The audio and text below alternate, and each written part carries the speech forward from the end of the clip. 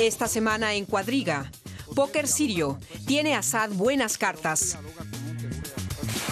La comunidad internacional está hablando sobre la paz en la conferencia de Siria, pero mientras tanto la guerra continúa. La Unión Europea ha levantado el embargo de suministro de armas a la oposición siria. Francia y Gran Bretaña, por su parte, amenazan con enviar armas a los rebeldes. Rusia condena la decisión, pero Moscú continúa proporcionando material militar al gobierno de Assad. Mientras tanto, la ONU dice que el envío de armas es contraproducente y que la búsqueda de una solución política es lo más importante para alcanzar la paz en la zona. Las divisiones entre los actores internacionales y dentro de la oposición siria le facilitarán a Assad mantenerse en el poder. ¿Cuándo acabarán los sufrimientos de la población civil? Conduce el programa Úrsula Moreno. Hola, ¿qué tal? ¿Cómo están? Bienvenidos a Cuadriga en esta nueva edición. Europa parece incapaz de hablar con una sola voz en política exterior y la crisis siria es un ejemplo más de ello. La pregunta que nos hacemos ahora muchos es si realmente Gran Bretaña, Francia, acabarán vendiendo armas a gran escala quizás a los rebeldes sirios. De ser así, ¿con ello van a acelerar la caída de Bashar al-Assad o por el contrario, solo van a prolongar una cruenta guerra civil que entra ya en su tercer año? De todo ello me gustaría hablar hoy con mis tres invitados que paso a presentarles.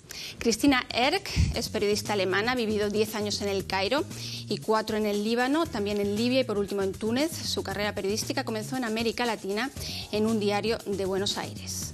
Antje Bauer, periodista y politóloga especializada en el Islam y en Oriente Medio, trabajó para varios diarios, entre otros Le Monde Diplomatique, viaja seguido a Turquía, Oriente Medio, el Magreb y Asia Central, desde donde informa para la radio pública alemana. Da también cursos de periodismo en países árabes. Y Burkhard Bierke, nuestro hombre hoy en la ronda, economista alemán, comenzó su carrera periodística en la radio. En el 98 se trasladó a Washington como corresponsal de la radio pública Deutschlandfunk, luego a Bruselas, Londres, París, Colonia y por último Berlín. Desde hace 2 años trabaja como conductor y redactor en Deutschland Radio Kultur.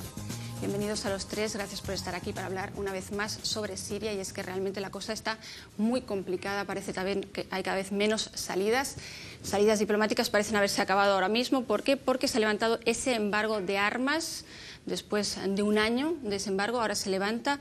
¿Realmente alguno de ustedes tres cree que esa es una solución? No, eso no va a ser la solución, sobre todo es el requiem a la política común exterior de la Unión Europea. Una señal de desunión de la Unión Europea.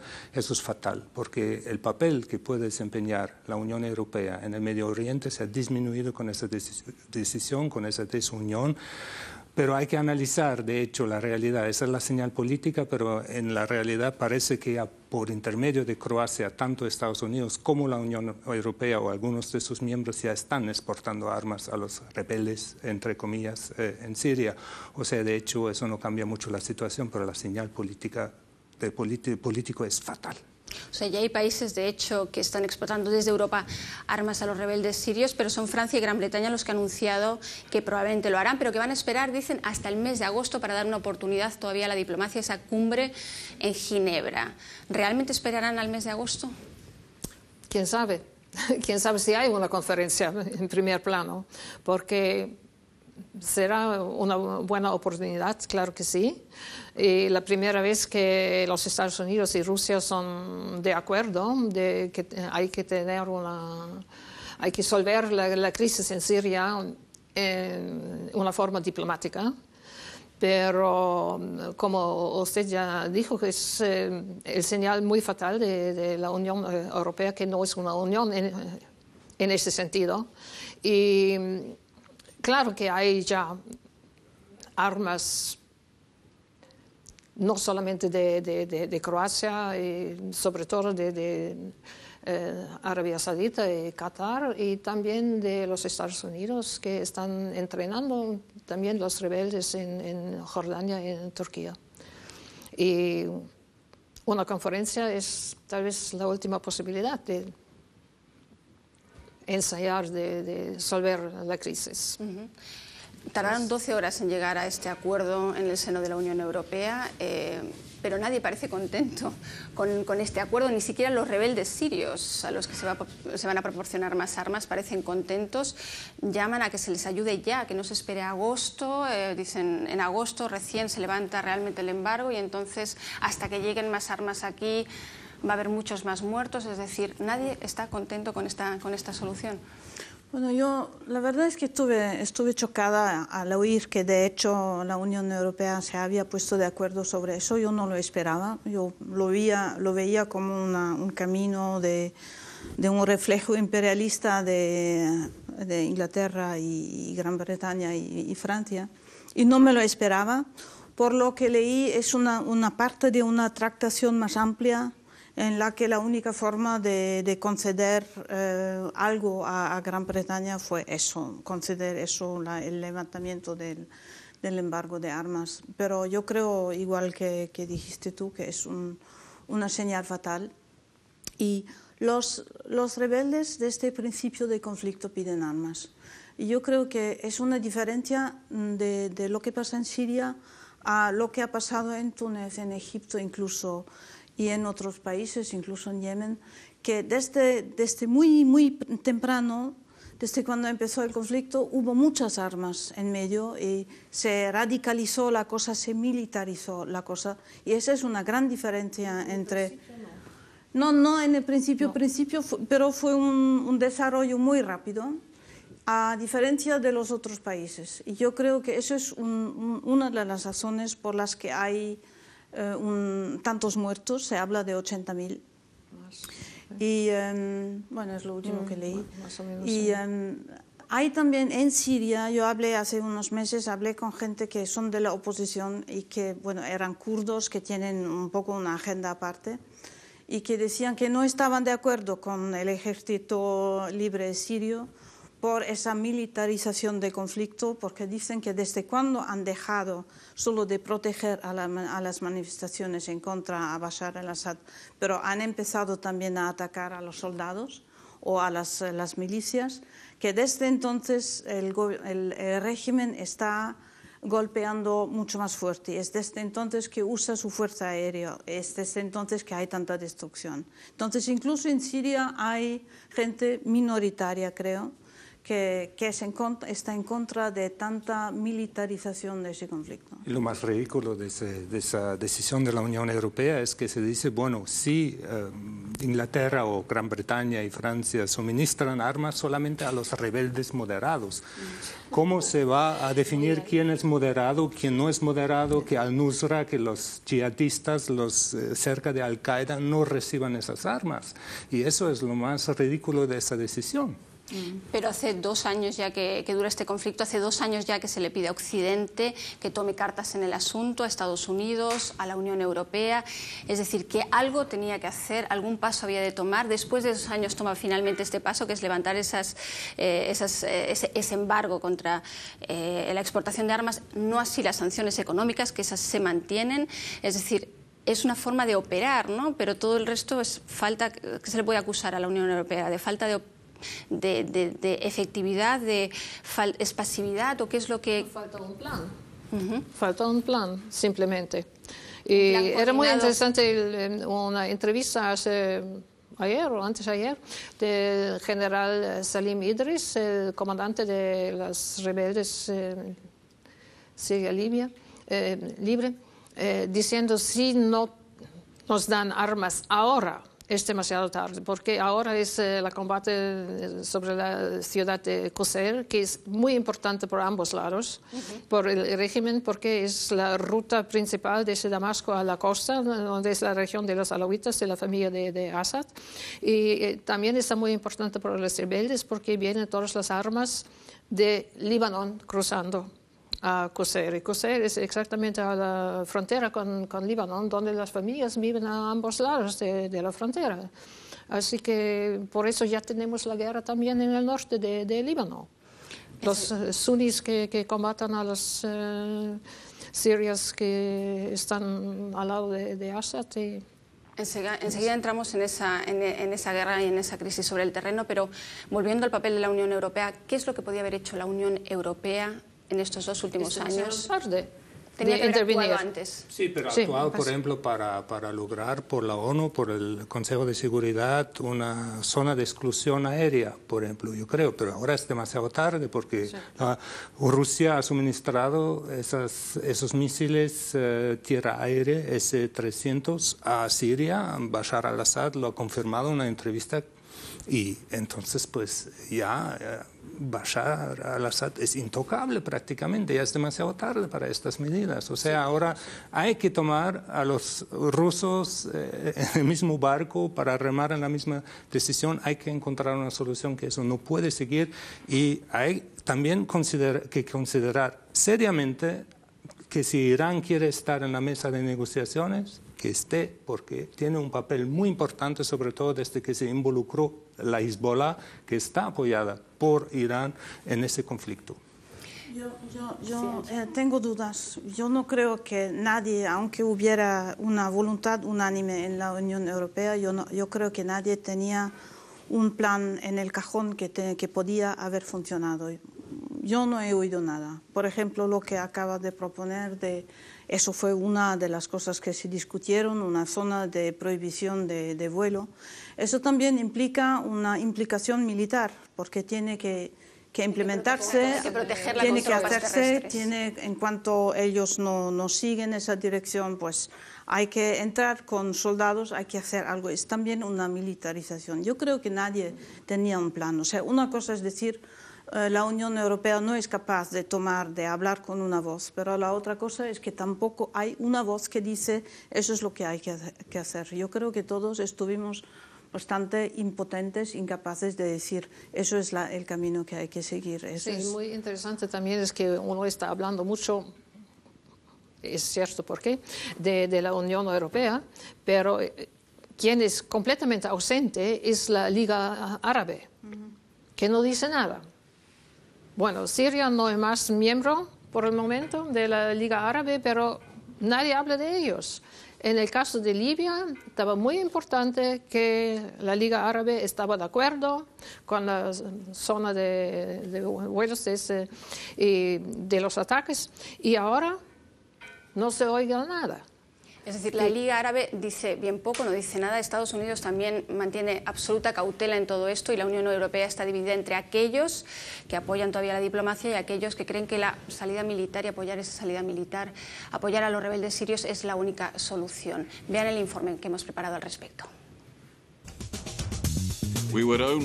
Nosotros daríamos el paso de enviar armas solo en cooperación con otras naciones, bajo un severo control y de acuerdo al derecho internacional. Pero el acuerdo de hoy nos ofrece la flexibilidad de actuar en el futuro para responder a una situación aún peor, o en el caso de que el régimen de al-Assad se niegue a negociar.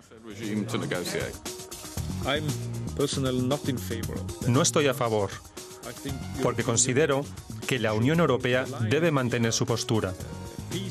Somos un movimiento por la paz, no por la guerra. El levantamiento del embargo complica aún más la situación. Es un serio obstáculo para que la conferencia internacional sobre Siria llegue a un buen puerto. Debemos concentrarnos en facilitar una solución política. La verdadera respuesta al problema de Siria solo puede ser negociada. Por eso es positivo que la conferencia tenga lugar actualmente. Bueno, Alemania es uno de esos países que ha dicho que categóricamente no va a enviar armas a los rebeldes sirios, pero de todos modos Bashar al-Assad no parece muy impresionado, ¿no?, ante esta medida que han tomado en Bruselas, ante el levantamiento del embargo. Y mi pregunta es, ¿no parece muy impresionado porque sabe que cuenta con el apoyo de Irán y de Rusia? Claro que sí, Hezbollah al otro lado, y él estaba el ganador de esta reunión en Bruselas, por el momento por lo menos, y por eso se siente muy, muy cierto. Y sí, es verdad lo que dice, que tiene esos misiles, ese 300 tierra-aire, bueno, es intocable, sí, porque tiene un alcance de 300 kilómetros. Tel Aviv. Pero sí, ahora viene el problema, la internacionalización del conflicto, porque Israel está altamente preocupada ese país por esa amenaza, ¿no? Porque la Hezbollah involucrada y todo. Entonces, el gran peligro ahora es que Israel vuelva a atacar y entonces Siria en esta vez parece que va a contraatacar la Siria de Bashar al-Assad. Entonces, tenemos un conflicto internacional de una dimensión que será difícil a controlar. Están, por un lado, Hezbollah, ¿no?, y los rebeldes sirios que han dicho también que van a contestar también a los ataques de Hezbollah, pero tenemos también a Rusia, como bien mencionabas, que su reacción ha sido también la de condenar, obviamente, ese levantamiento del embargo de armas, y ha dicho que solamente va a echar más leña al fuego, levantar y realmente le quita oportunidad a esa conferencia en Ginebra de llegar a buen puerto, ¿no? Porque ahora parece que todos miran quizás ya más allá, es por lo menos la versión de Rusia.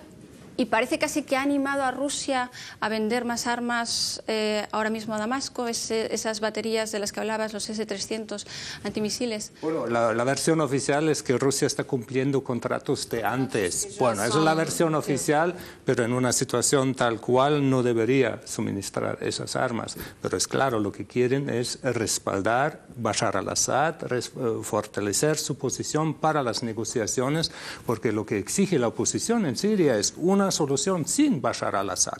Y yo creo que eso a corto plazo no va a ser posible. O sea, Bashar al-Assad está muy firme en su puesto. Dicho algo, ¿sí? Yo creo también eso puede ser, o sea, lo que está pasando ahora, el levantamiento del embargo y los misiles que llegan a Siria pueden ser una parte de una toma de posición antes de la negociación, si es que va a tener lugar. Eso es siempre una cosa, cuando tienes un conflicto, antes de que haya negociaciones, las dos pues intentan tomar terreno para ser más fuertes cuando entran en la negociación. Ahora, ¿va a llevar algo la negociación? Eso es otra cosa, pues que mientras los Estados Unidos se niegan a aceptar que Irán fuera parte de esto, yo creo que no va a llevar a nada. Bueno, recordemos que esa conferencia internacional en Ginebra debería celebrarse en junio, pero todavía no hay una fecha. La conferencia está auspiciada por Estados Unidos y por Rusia, que aunque por un lado hablan otro lenguaje, parece que siguen adelante en este proyecto diplomático. Ahora bien, el problema es que se tienen que sentar a la mesa de negociaciones facciones muy distintas, ¿no? Sí, tal vez es buena voluntad de ambos lados, de Rusia y Estados Unidos, pero mismo la oposición siria no está de acuerdo a quién va a participar y hay precondiciones o no. Y yo creo que es importante también la fecha en que Hassan Nasrallah, el secretario general de Hezbollah, anunció que sus combatantes están participando, porque ya están participando desde mucho tiempo. Pero ahora de forma explícita, ¿no? Sí, él lo declaró exactamente el día en que en el año 2000 Israel dejó el sur del Líbano, que estaba ocupando desde 15 años.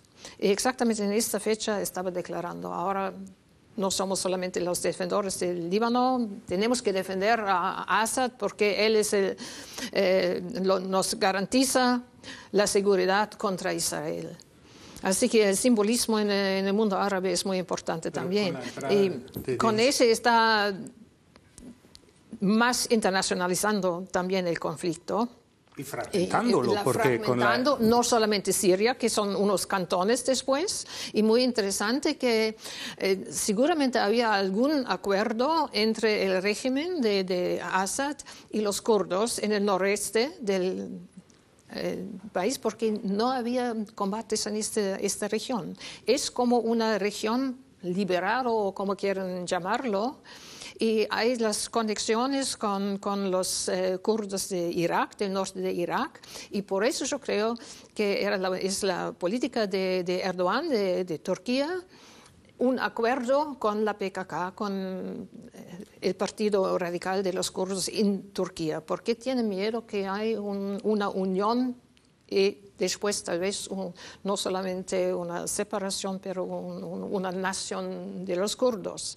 Estamos ya de lleno en el tema, ¿no? Estás hablando de la internacionalización del conflicto. Has mencionado Líbano, has mencionado también Turquía, que juega un papel fundamental, sí. Irán, Rusia y, por supuesto, Israel, ¿no? Porque cuando hablamos de y Saudi Arabia y Qatar, que tienen un papel Arabia Saudí no y muy Qatar. favorable, porque ellos siempre están protegiendo y dando un montón de dinero y también armas a los yihadistas.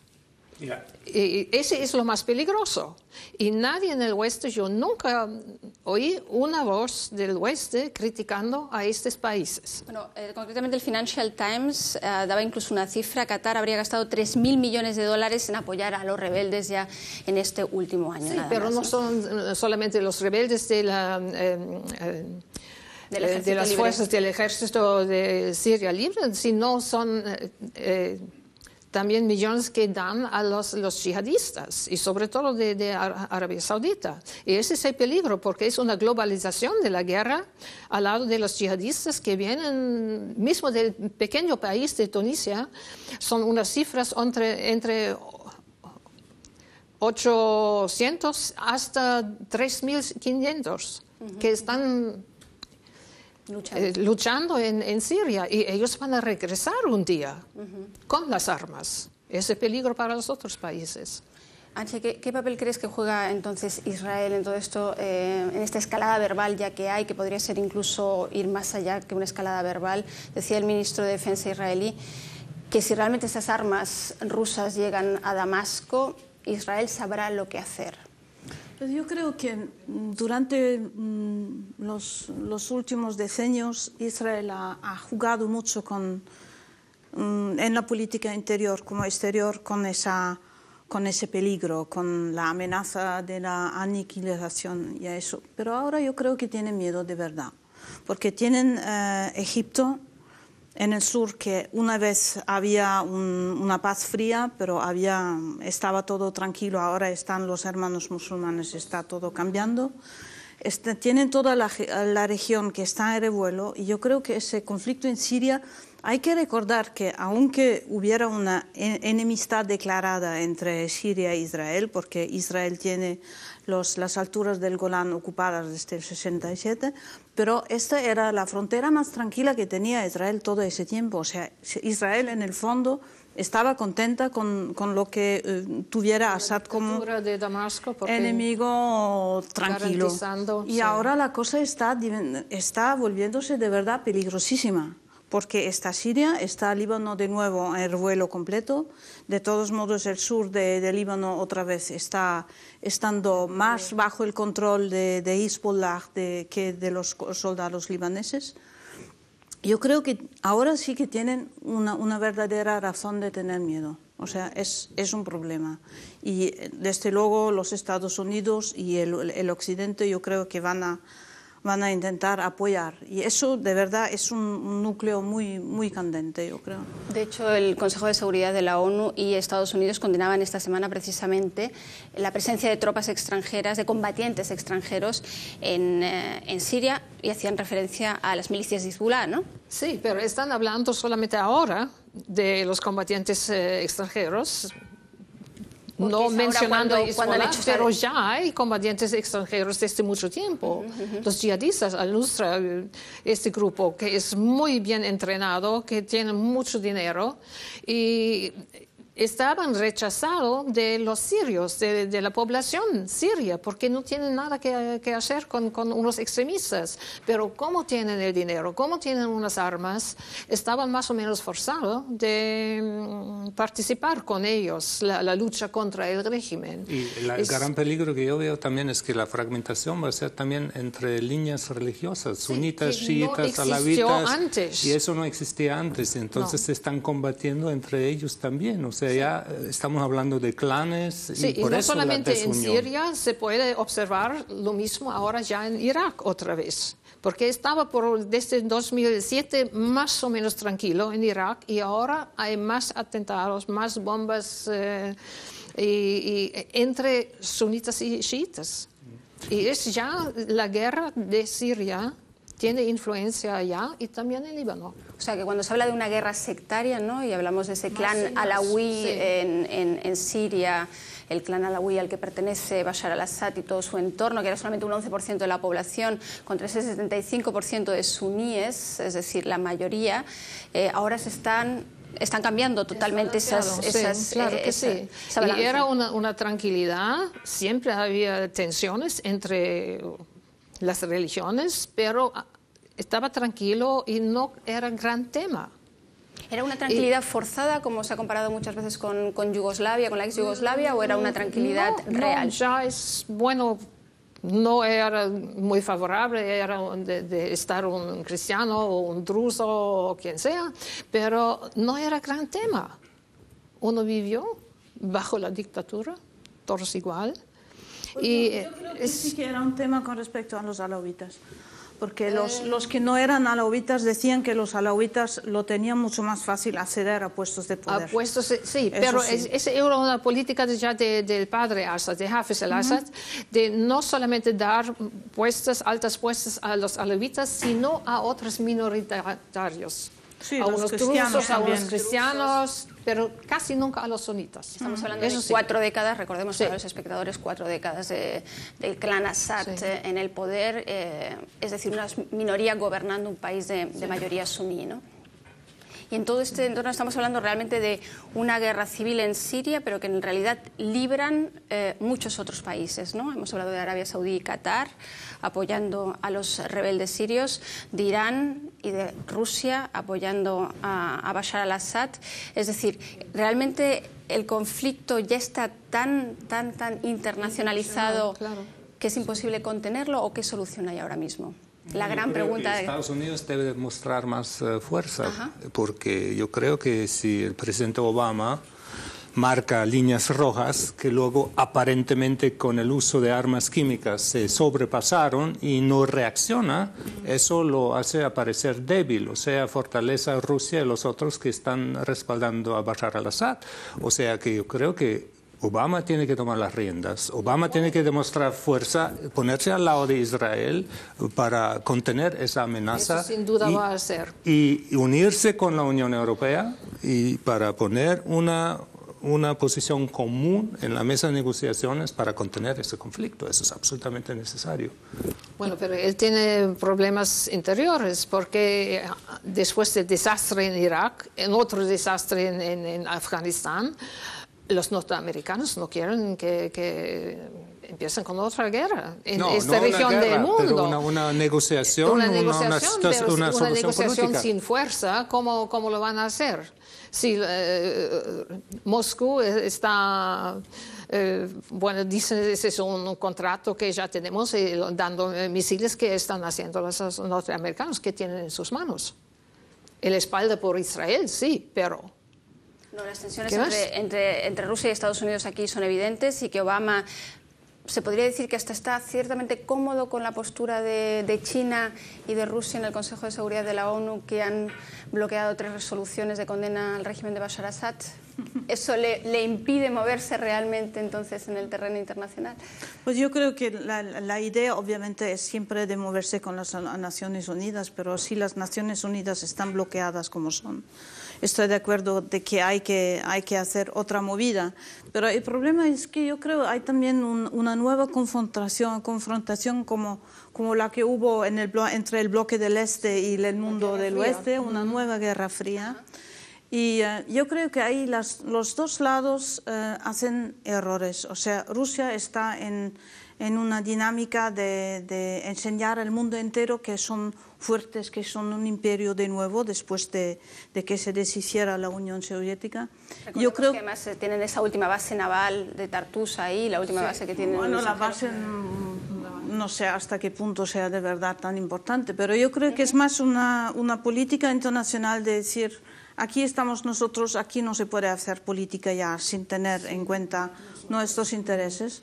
Yo creo que ahí, pues, los Estados Unidos, si toman la rienda, yo creo que tienen que conceder a Rusia, por ejemplo, de integrar a Irán en las negociaciones, porque si no, la cosa no funciona. Incluso yo creo que sería útil para las negociaciones. Yo creo que esa es la clave, de incluir a Irán en esas negociaciones y a Israel de pronto también, porque la otra gran amenaza en esa área es la actividad de plantas nucleares y las actividades nucleares del Irán. No lo olvidemos, ¿no? Sí, no hay solución para este tema sin la participación de Irán. Exactamente. Entonces, si el Irán está involucrado en una solución para Siria, también se puede abrir la puerta a una solución al conflicto sobre la política atómica del Irán. O sea, sería muy, muy sabio de incluir al Irán en esas negociaciones. Lo que pasa es que yo leí últimamente que hay un problema norteamericanos. Que si se integra a Irán en las negociaciones, que Irán utilizará su papel en las negociaciones como ustensil de chantaje con respecto a las cosas atómicas. O sea, es muy complicada la cosa. Claro, es súper complicado, pero hay que enseñarlo por lo menos. Sí, y se complica aún más si pensamos que en esa mesa de negociaciones sí estarán Irán, Rusia, Estados Unidos, teóricamente también algún representante del clan de Bashar al-Assad, pero por otro lado, la oposición siria, que es la que está haciendo esta revolución, dice no, con alguien de Bashar al-Assad no queremos negociar. Y luego, a su vez, también dentro de esa oposición, tanto la que está dentro del país como la que está en el exilio, la fragmentación es absoluta, ¿no? Sí, no, bueno, ni siquiera sobre esto.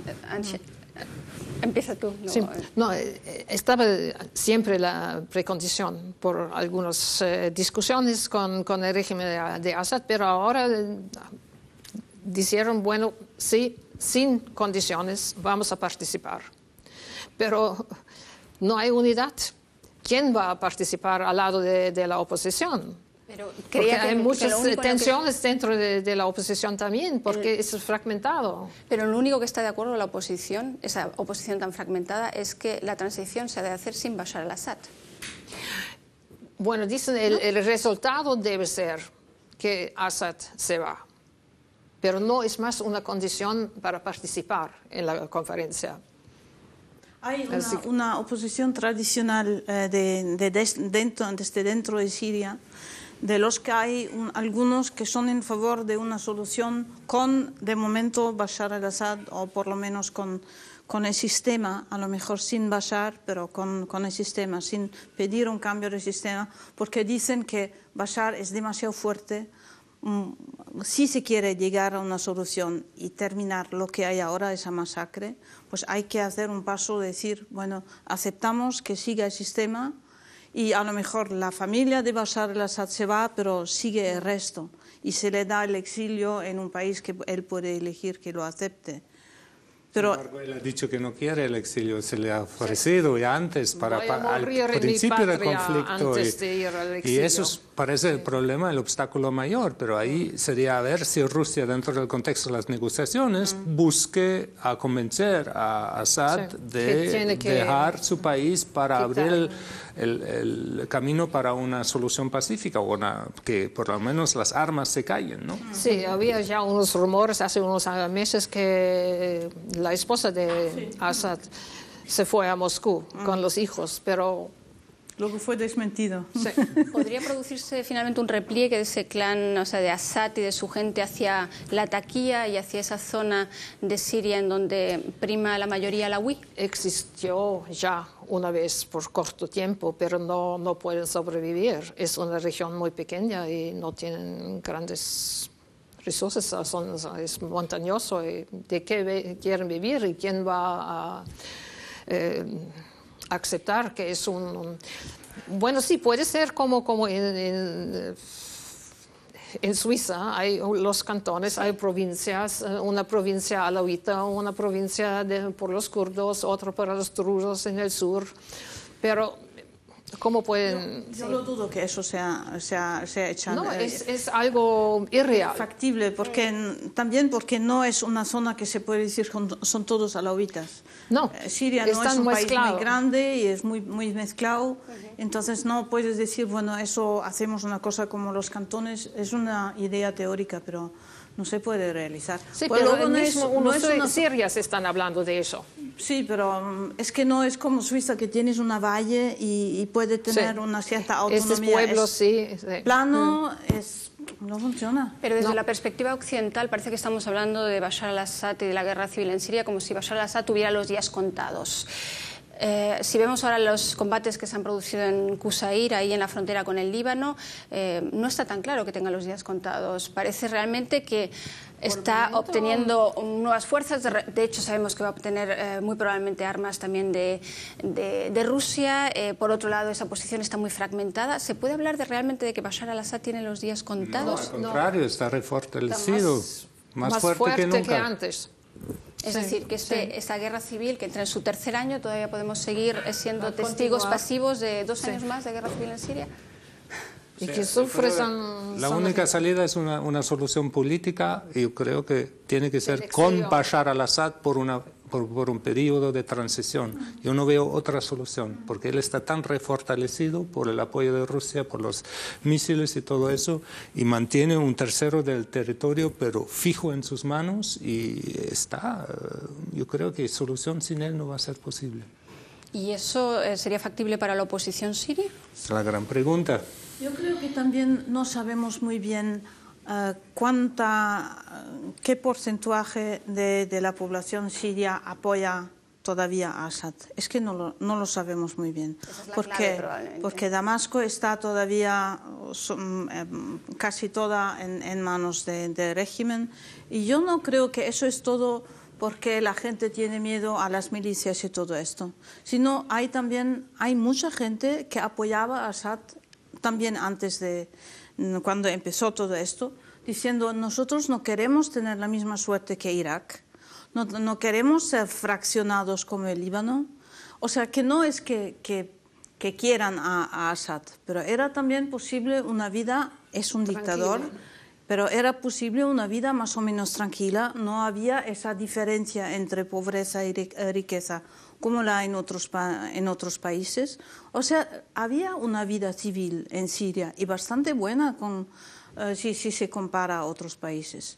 Entonces yo creo que todavía Assad y todo ese sistema tiene también un cierto apoyo, pero nadie sabe cuánto, pero lo hay. Pero tal vez más que hace 2 años, porque ahora vean la fragmentación. ¿Más apoyo o menos apoyo para Assad? Más hoy día, porque vean la fragmentación del país y dicen, antes estuvimos un bloque, era una dictadura brutal, no cabe duda, pero por lo menos no había esas fricciones entre las fricciones sectarias. Estuvimos un país respetado más o menos y una vida, bueno, la tranquilidad de un cementerio, sí, con todos los servicios secretos que hay, pero por lo menos había paz. Y ¿Es eso creíble ahora con el uso de armas químicas, que no está claro si ha sido Bashar al-Assad o miembros de la oposición o rebeldes que las han utilizado, pero parecen de acuerdo todos en que se han utilizado ya armas químicas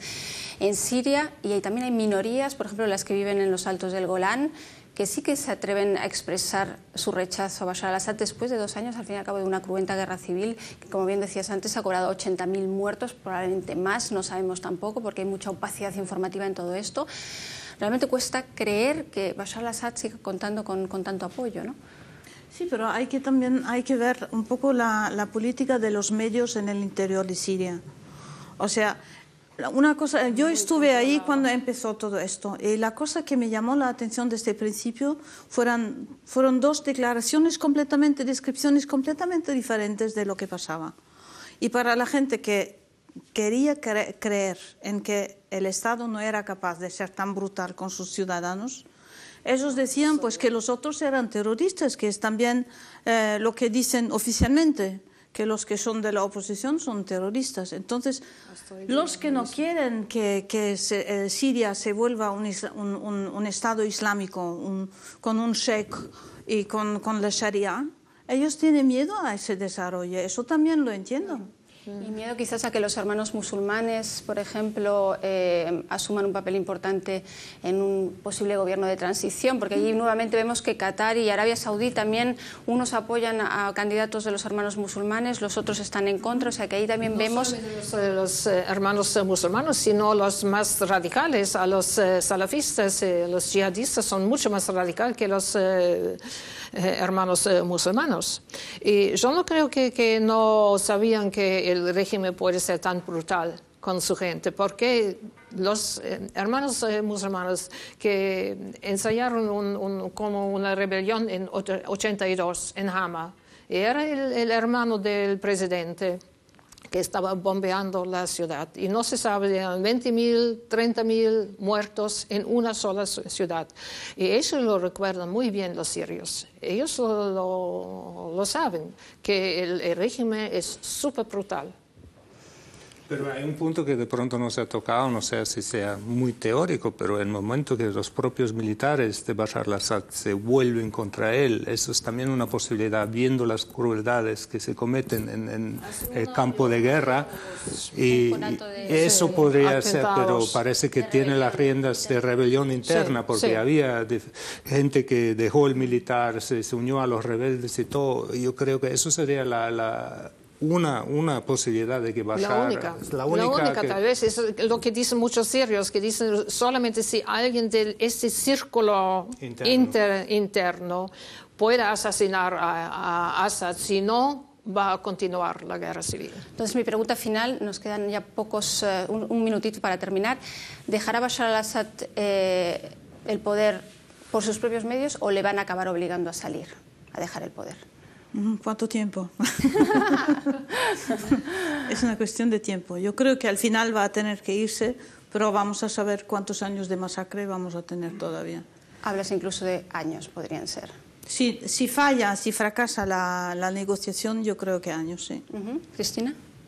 Bueno, años, ojalá que no, porque el sufrimiento de la población es terrible y hay tales de refugiados exterior y también interior del país y cómo pueden continuar por años. Así que hay que hacer una presión internacional por una solución. Lo mejor, temo lo peor y espero que esas negociaciones sean exitosas muy próximamente. Muchas gracias a los tres. Hemos hablado de una guerra en cuerpo ajena que mantiene las tensiones entre muchos países, no solamente entre Estados Unidos y Rusia. La guerra civil en Siria, que entra ya en su tercer año y se ha cobrado más de 80.000 vidas, seguirá siendo, desgraciadamente, aquí también un tema en Cuadriga. Gracias a ustedes por seguirnos, gracias a los tres por estar aquí. Ya saben, escriban a cuadriga@dw.de y hasta la próxima.